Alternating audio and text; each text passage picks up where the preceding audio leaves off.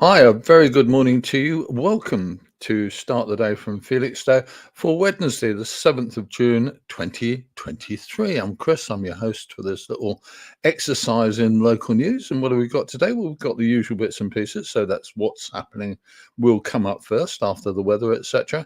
And then we've got two or three little features that I think are interesting and one that's really, well, quite worrying, let's be honest, and not play about with this one. There are things happening in our locality that I think are somewhat bothersome. If you have something to say, if you have a viewpoint to express while we're live, I'd love to hear from you. I'd love to hear from you after we're live as well. Okay, so what do we got then? We'll start off with one of my favorites. It's the weather. Okay, well, it looks like a sunny day, but we still have that rotten northeasterly breeze that's kind of knocking temperatures back where we live, and I think that's seriously annoying, isn't it? But what can you say or do?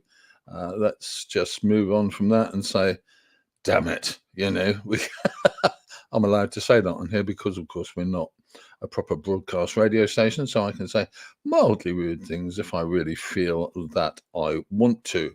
Okay, what's next? The tides. Tides coming up. Here we go. This is tide times at Felixstowe Pier for today, Wednesday. As you can see, high water is about 20 to 3 this afternoon. So we've got a rising tide through the day from about 8 o'clock. Just gone past, of course. So if you're a swimmer, don't forget that you can swim a further distance by swimming southwards. Go north, swim southward, and take the tide with you. What a nice idea. Okay. What else have we got coming up today? Well, we've got something that I'm really quite pleased about.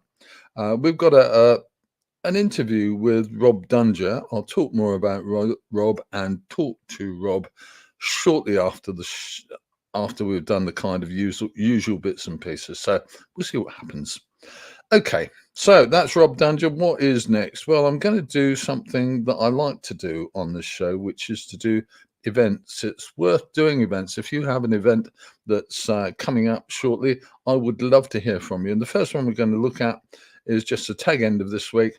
Up until tomorrow, we've got Fast X, but The Little Mermaid that's currently on this week is going to be playing on until the 14th of June at selected times. Then starting on Friday, we've got Are You There, God? It's Me, Margaret.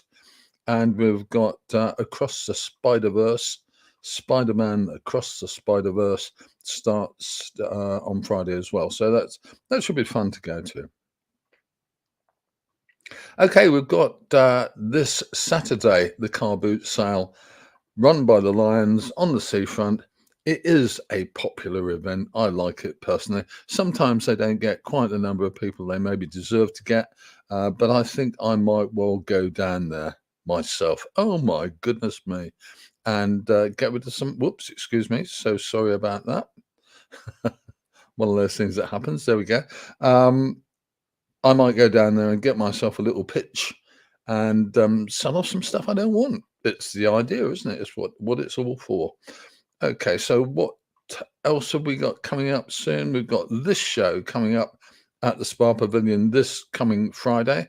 Pink Floyd tribute act, Think Floyd. And on Saturday, we've got the excellent Jules Holland. I think that looks fantastic, and I'm looking forward to that one. I hope people enjoy it. I hope you enjoy it. Go along, have a look.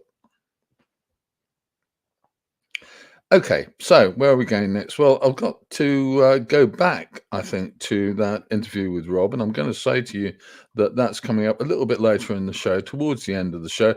But first, I've got one little item that's going to come up, and that is an interesting one because it reflects how our world is changing. You may or may not be interested in how our world is changing. I certainly am interested in how our world is changing, and this is that clip. What it is a doorbell camera, and the doorbell camera, the footage on the doorbell camera was seen by the owner.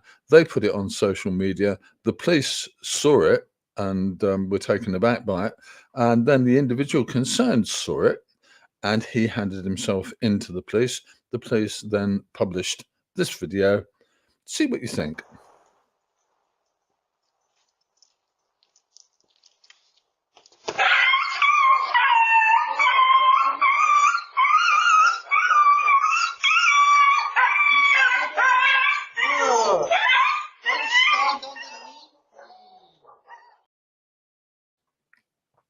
Now, I think that's pretty damn horrible, don't you?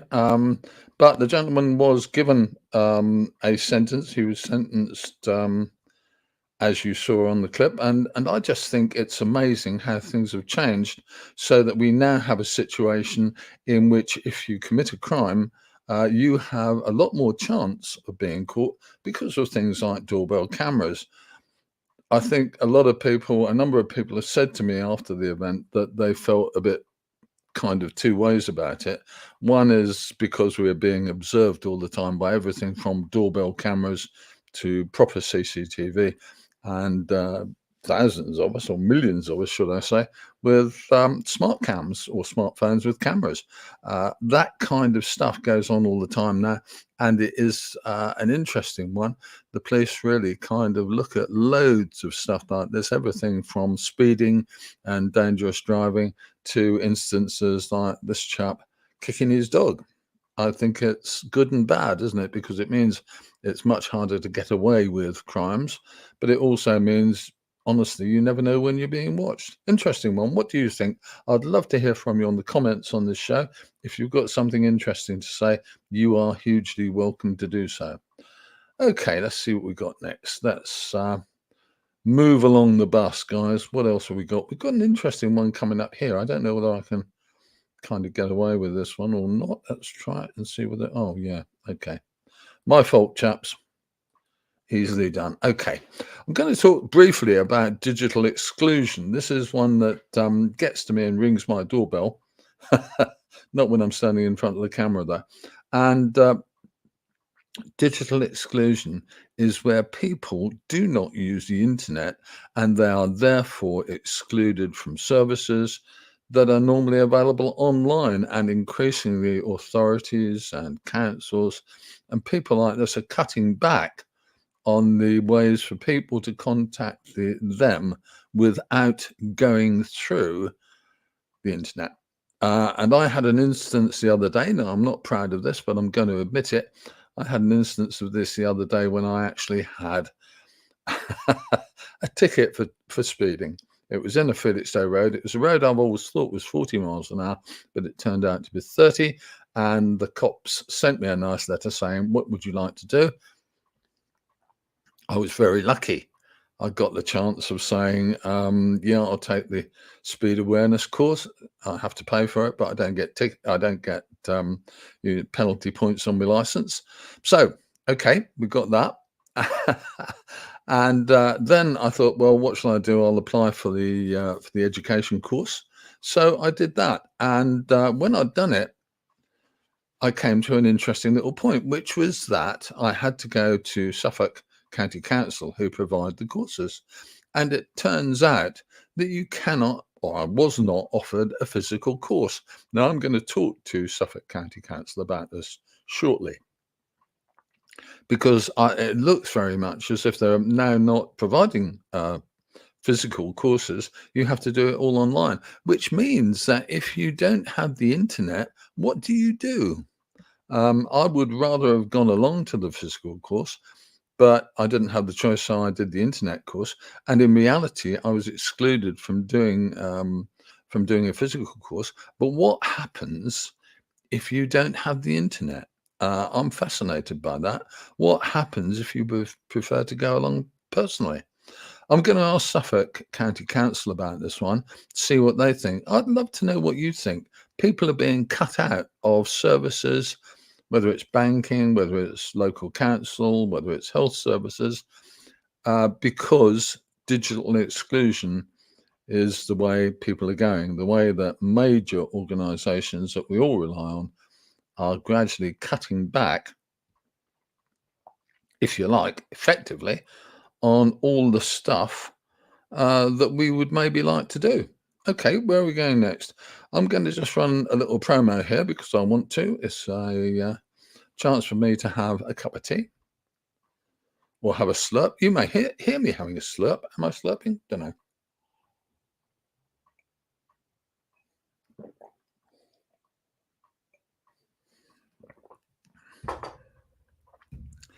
And I dropped the teacup. Okay.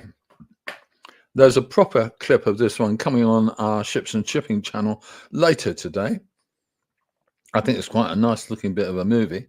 I happened to be at the Viewpoint last night. There you go. Okay, so let's now move on. Let's get rid of that old chap.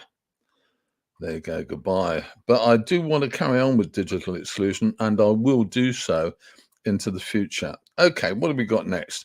Here is a story that I think is quite worrying. The government has currently acquired two very large, what are called accommodation barges. I'll show you a picture of them another time. Accommodation barges to house asylum seekers, and they're planning to put one alongside at Teesport, Middlesbrough, and one in Liverpool docks. But we're now told that they're probably going to buy some more barges and disused cruise ships, and they may moor these in places like Tyneside, Harwich, Felixstowe, and London Docks near the city airport. Got to ask you how you feel about potentially having 400 or 500 asylum seekers living at Felixstowe Dock. It's an interesting one, isn't it? How they would manage, how Felixstowe Dock would manage it, I do not know, but I assume that it would be good money from their point of view because they seem to have less available berths at the moment since knocking down some cranes, so they might have some key space that they'd be glad to earn some income on. What do you think about this one? I think this is really an interesting little story, and I don't know when it will happen, if it's in the near future or the distant future, but certainly from the point of view of people in our neck of the woods, Harwich and Felixstowe, having 500 or 600, 300 asylum seekers living on our doorsteps alongside the docks at Harwich or Felixstowe is a somewhat daunting thought. We see lots of instances where asylum seekers seem to behave, I guess you'd say, in an unfriendly fashion in and around places like Ipswich, etc. So what do you think? Do you think it's something we ought to do to help asylum seekers? Or do you think it's something we should avoid at all costs? I know which way I'm going. Okay. Time now to go back to that piece that I wanted to do earlier, or intended to do earlier, which is this. Today's show, we've got the excellent Rob Dunger. Now, this clip will be going up a bit later in the day. I'm going to just put it in place because this is a bit technical, actually, for some old geezer like me, but I guess we'll get there. And where's young Rob? Hopefully, where he is, I hope, there. Okay, so that's now time to have a chat or have a listen and have a chat with Rob Dunger from Felixstowe Radio, now moving to Suffolk Sound. Now, I want to say a little piece before I play the interview. One of the things that very few people realise is just how hard people like Rob work to put together a daily radio show. He puts together a 2-hour show every day, and my guess is that he spends at least 3 or 4 hours a day putting that show together when he was doing it for Felixstowe Radio. He stopped last weekend. He's moving to a station called Suffolk Sounds. He's going to be doing the breakfast show, and we'll have a listen to what he's got to say and see what we make of it. Give me a shout or make a comment if there's anything you want to say. I'd love to hear from you. Okay, let's join Rob Dunger. Here we are with an interview that I've wanted to have on Start the Week for a long time. This young man is Rob Dunger. He is, without a shadow of doubt, I think, the most popular presenter on Felixstowe Radio. But sadly for Felixstowe Radio, he is departing. Rob, tell me what's happening in brief terms. Well, I have. I've moved on. Felixstowe Radio has served me well for the last 5 years. We've done loads with Felixstowe Radio. We've got loads of new presenters on. Many of the presenters are on there now are the presenters I've brought in. We've got them trained up. It's a really good station. It's really bubbly. It's come to a time when I've reached my limit and I'm thinking, I want to do more. I want another project. And so I had to look round, and we are starting, or we have started, we're doing test broadcasts of a brand new radio station based in Felixstowe, but for the whole of the county. It's going to be an internet radio station to start with, and excitingly called Suffolk Sound, because we have the sound of Suffolk. Even more exciting is our venue. We're based at Beach Street at Manning's on the seafront. We're going to be highly visible. And we're going to have radio for the people, really good stuff like I've been trying to do for a long time. And we're going to achieve it now. It sounds like a big project, Rob. Have you got a lot of colleagues involved, a lot of friends and people involved? We've got a lot of people involved. And since we put out our press release, we've had 11,500 hits on social media, that was in just a week. It's been really good. Names coming for it's amazing. You know your internet. If you get 300 or 400 replies, you're right. 11,500 is big time. Names coming forward. We're keeping their names a bit close to our chest at the moment. We've got some names that we're going to reveal. We've got local people. It's going to be radio for people 35 plus, and during the day we'll be playing music from the 70s, 80s and 90s, music that you would recognize. And then in the evening we have specialist programs. We'll be starting earlier than Felixstowe Radio. We'll be starting at 7 o'clock each morning, so it's going to be an early start for somebody. Sounds like you're going to have a good time anyway. It's going to be good. It's going to be people who love radio. We've taken all the niggles out for the presenters, so we can just give them, they can come in, do their show, do what they're good at, good at talking, good at playing at music, talking about our community, because we're a fabulous community in Suffolk. Well, you know it's such a generous, lovely, happy place. And we've got our own media and trading company as well. We're a Suffolk Media Trading Group. So we can get people of all ages and all backgrounds in to help them come into the world of radio. We're a charitable. Well, we will have a charitable status, non-for-profit. So we're not earning out of it. We're just doing it for the love of the wireless. At the moment, you're purely online. What are you going to do about in the future, maybe with an FM license? Online broadcasting is the main way that most people listen to radio at the moment. The figures have shown it. So many people will be listening online, either on a computer, on their phone, or that lovely little thing in the kitchen that says, hey, play Suffolk Sound, and it'll play it. We're there.